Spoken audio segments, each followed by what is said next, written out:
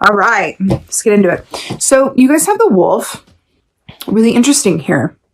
So this obviously is earth energy. This does equate to the Hierophant in the Tarot. We just had the wolf full moon in Cancer, right, for January. So we're just coming off of that energy as I film this, right?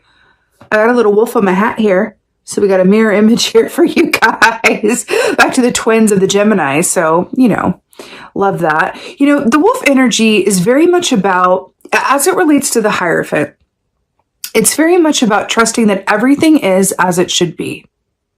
Let's just all take a deep breath of like, I tell you, like so much can be solved of anxieties that come about with everything is as it's meant to be. And it's like, okay, because even if things aren't going our way, right? If we know that everything is working within some sort of divine order, as it were, right? Nothing's askew, or we haven't made some terrible wrong turn somewhere and just kind of, just pushed ourselves out of our own highest and best path. And it's like, okay, I can categorize everything that's happening right now that is undesirable under the file of that's life. As opposed to something's terribly wrong. Like, I'm on the wrong path now. I did right. So that's not what it is. I feel like there's going to be a lot of changes that are coming up for you this month. A little coffee break here. Definitely a lot of information, some adjustments coming through. But I feel like what the wolf energy is saying here is there's a call to ground yourself, remain grounded, and trust in your, I want to say instinctual core. Excuse me. Definitely a lot of communication. Your instinctual core. Through your instinctual core, you're going to be able to sort of experience a lot of the, you know, high communication and truth and messages coming through for you this month, you know, through a place of healthy perspective and emotional clarity. Again, back to that chalice with the wolf here. Okay. Filter everything through your instinctual core. And whatever you do to ground yourself, taking walks, exercising, you know, being outside, whatever that is for you, you're definitely being called to do that. That is definitely going to be medicinal. Let's see what's going on for y'all this month. Okay. I'm going to need a little coffee break for that. My throat is dry. Okay, right. So we have swords here to start you guys off. 3 of swords. So let's talk about this energy. What's really interesting here is that we're talking about filtering information, realizations, messages, offers, news, all of that stuff through your emotional core and your instinctual foundation, right? And then we have the 3 of swords, which is an air energy, right? Which has to do with all of that, you know, mental thought and communication, but it's also has to do with the heart, which is of the emotion. So this is heart pain, right? So it's interesting that we have that bridge forming. We're talking about those 2 things, right? Now, with the elephant here, this often is a result of something stemming from the past or something that is being asked for you to let go of. So it's either been around a while or it's something that is significant enough that it might affect you for some time to come. So that's what we're coming in with here. Remember, elephants have long memories, right? They're the only, I think they might be the only animal in the animal kingdom, but do correct me if I'm wrong, because I know you will, who actually mourn their dead. So I do feel like there's an aspect coming in here around, you know, releasing something or mourning what has been or what is no longer, or a change that wants to happen. It could be really across a lot of different, you know, possibilities, angles, all of that. But I feel like at the core of it, it's definitely something that affects, you know, sadness around a truth. Whether that's news or change or a realization that you have or whatever have you. But this is, it feels like a sadness and a pain around a truth that is either, you know, been around for a while or something that may affect you for time to come. Okay. See what else is going on. Brilliant. This is coming up a lot in this round. So we have the Ace of Swords here. So more swords here. You know, what's really brilliant is that the Ace of Swords is about that big truth, big clarity, big realization, written offers, contracts. But Panda Medicine linked with that says that the answers lie in the stillness. So again, we're being called to ground ourselves into the given moment and filter everything through an emotional core and our instincts, right? I I've said it a few times. It really feels like there's just going to be a lot of information, communication, a lot of the realm of that coming through for you this month. And I feel like it's coming from you and coming towards you. And I feel like this is a bit of a playbook on, how best to work with that highly verbal, highly communicative energy that's coming through for you guys. Again, receiving your charge through the present moment is going to be a boon, because we have here the Three of Swords coming in and like kind of the past energy that's just on its way out when February begins, right? Into the Panda, the Ace of Swords, right? In the central position. So I'm really hearing that all of the truth and clarity and comfort that you can need is going to derive from the present moment, but also there's something about, so it feels like lingering on the past or not wanting to release the past is only going to or result in heartache or pain, right? And anxiety over the future, not really helpful either. We are human, but I'm hearing that you have the power to access a place of contentment from the present moment that you're in. That's where the Ace of Swords really comes to life. I'm hearing to take time on your own as you need it.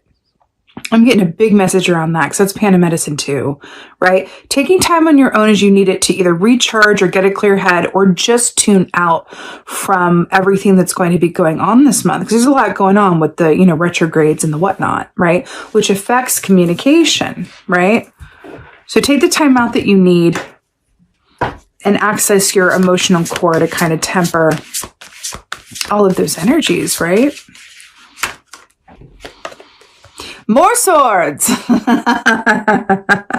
So we have the Nine of Swords here, which speaks of nightmares or sleepless nights, not sleeping well, being up to all hours, mind racing, can't go to sleep. So this is really interesting because, this bird here represents this. I forget what this kind of bird is called.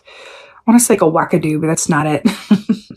Basically makes a lot of noise and keeps people up at night. So I feel like there's an aspect here. Remember when we talked about, staying too much in the past or giving any energy to the future is not going to be it for you guys, that it's about just being in the present moment that's going to help you ride the wave of these extreme energies, the Mercury in retrograde, the Venus in retrograde, all of this information and truths that are going to be coming out. And then we have the Nine of Swords here, which speaks specifically to like so much mental tension that you can't get to sleep, or that when you do, it's your subconscious, moving to the front of the line and really putting those nightmares on blast and just, right? I'm hearing that kind of the tonic around this Nine of Swords is the Ace of Swords, right? Because I'm feeling the dragonfly medicine around this too, which is Ace of Swords, which speaks to dream time, where you can work with this energy for the positive. We don't have to be a victim of any of this, right? We can just go, okay, Nine of Swords, how can I work with you? Well, if my subconscious is going to be really trying to communicate to me in my sleeping hours, right? And I have the anxiety that's going to be keeping me awake, how can I work with that? How can I set the scene for myself at night? How can I be my own advocate, right? To promote my own mental calmness, my inner peace, creating a really particular sanctuary for myself around my calm, quiet, hours, moments, sleep time, right? So this can mean, going to bed early. This could mean, taking some, steps around when and where you sleep that can kind of promote an inner peace. I do feel like there's some effort in that direction of promoting your own inner peace and calm and quiet and inner happy place is going to be incredibly helpful for you in February. And I'm hearing a lot of that is going to come with either just being on your own and your own energy, or interacting with stimuli that soothes you. So that could be music, podcasts, audiobooks, whatever that is, right? Three of Swords. So I normally pull from two different decks to get clarifiers, but I accidentally pulled from the same one, and I'm feeling like I just want to go with that. So to clarify the Three of Swords, we have the Queen of Pentacles. So what's really interesting is back to the wolf energy. We're talking about grounding ourselves, right? And then we have the Queen here, the pig, happy as a pig in shit, right? Because that pig is in the given moment. So why this is so brilliant is because the Queen of Pentacles is all about the more you're grateful for what you already have, the more you'll manifest to be grateful for. So we're talking about not allowing the past to hook you, not allowing the future to give you anxiety or your time or energy or effort, right? But it's really about the present moment where you're going to find peace. Your peace is in the present moment for February. That's it. Any movement in either direction from a mental sphere or an emotional sphere, warning, warning. That's what I'm getting with this, okay? So it's about rooting, grounding yourself. Go outside, be still, have your back against a tree, meditate, journal, read, less stimuli or calming stimuli, laughter, all of those things. Anything to get you into that given moment. Here's the thing. Like attracts like, right? So a certain energy calls in more of the same. So sometimes it can be incredibly hard to even identify, not to mention focus on what is going well.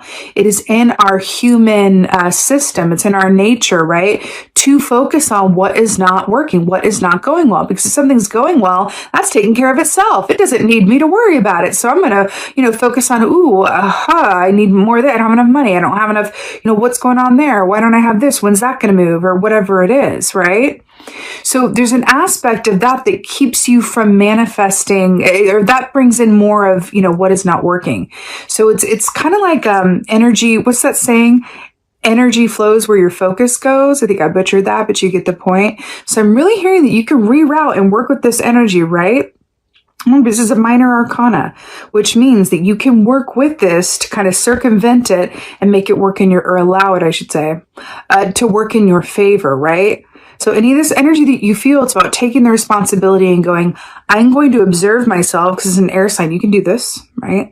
I can observe the fact that I'm really focusing on future events or anxieties that I can do nothing about in the moment, or I'm really focusing on the past pain that is hurting me now, and it's unnecessary.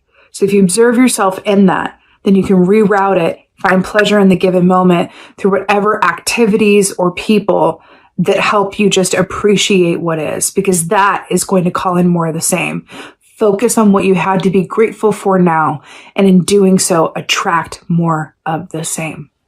This feels like a challenge of the mind for you guys this month. It does. It feels like a challenge of the mind, but one that you guys are up for. Okay? Ace of Swords. Right. Ten of Swords.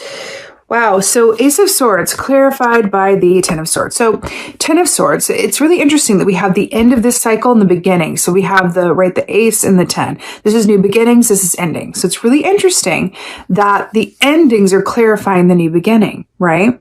So what I'm getting from this is, number one, there feels like there wants to be this certain emphasis on releasing and acceptance of what you can't control, and whatever wants to die, let it die.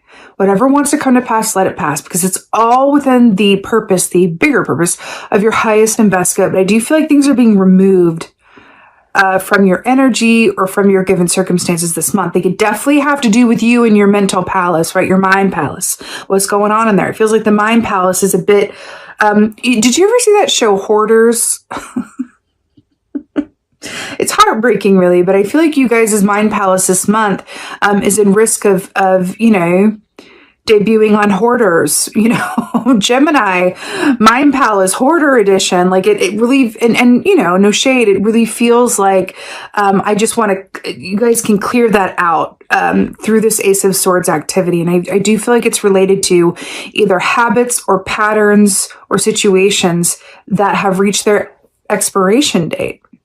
And it's not best before, it's like use by expiration date. Like it's getting a bit stinky.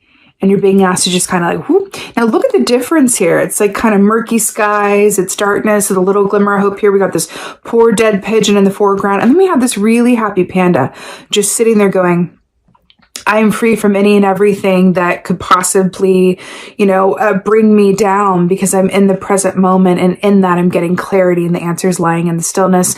And I trust and believe that everything that wants to be removed from my atmosphere is for my highest and best good. This also may come from just a place of, mental exhaustion, where you go, I'm really tired of this analysis paralysis. I'm really tired of worrying about the worst case scenario.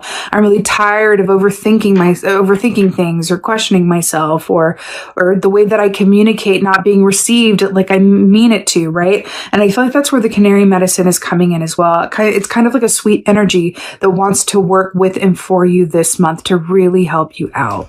So I'm hearing you can take that quite literally and even like, put a picture of a canary if this, comes up for you during the month, have a picture of a canary on your phone that you can just look at as a source of meditation or kind of like have around you in some way. Because I feel like that animal medicine is really working closely with you this month. Okay.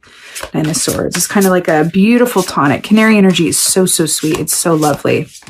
Really, really is.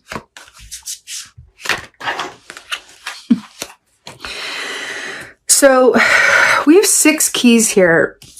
And 5 of them are swords. So we have the Page of Swords here. Remember I saw the Knight of Swords in your meditation. I mean, it's really like it's sword heavy. So we have the Page of Swords here. Now, what's really fascinating with this is that this is, depicted as the Roadrunner, right? And remember, see here how the page is kind of like left his sword, forgot his sword over there, so he's just going to run without. It's kind of like just running off ahead without all the communication or information that it needs. It's like the messenger forgetting the message. To clarify, the Nine of Swords, right? Be mindful of the mind. I kind of want to say mind tricks that we play on ourselves. Be mindful of what you're telling yourself. Be mindful of your environment when you're going to sleep. Be mindful of that inner dialogue that you have with yourself, because it feels like it's stemming from fear and haste and reaction as opposed to response, right? That's what it feels like. How you can work with this in a positive lens. Page of Swords can also be a source of really helpful information and insights. So I feel like how you can work with this as well is setting that intention. But I'm hearing selenite. I could recommend crystals all day, every day, but I rarely do unless I actually channel them in the reading. So I'm hearing selenite, Selenite, and howlite, Howlite, selenite and or howlite, to have either under your pillow or near your bed when you're sleeping is how you can work with this energy and say, before bed, I'm setting the intention for clarity around this issue that wants to keep me up at night. And then allow yourself to just kind of like meditate on that intention before going to sleep. And I feel like sound is going to help you a lot. So maybe you listen to a meditation, like a sleep meditation as you're going to sleep, could help you a lot, because sometimes it takes that, like another noise, to quiet out our own internal noise. There's something in that for y'all. I feel like it might be helpful to have an external noise that's positive and healthy to drown out the internal noise that is not beneficial for either your sleep time or your mental peace, okay? That's how you can work with this. And in doing so, get some very helpful insights in your dream time. This doesn't have to be nightmares. This can be dream time messages, and you can work with that in that way. Set that intention for clarity and then wake up with that clarity, because you also have Ace of Swords here as well, which is really brilliant. Let's go ahead and get an oracle for y'all. Let's do that. Oh, that flipped out so quick, and then look what it is. It's a sword. Can you even handle this? Excalibur, Sword of Truth. We were just talking about Ace of Swords. This is the sword reading. So number 11. So this says power, action, truth. It's really beautiful. But when I think about this, when I think about Excalibur with the power, action, truth,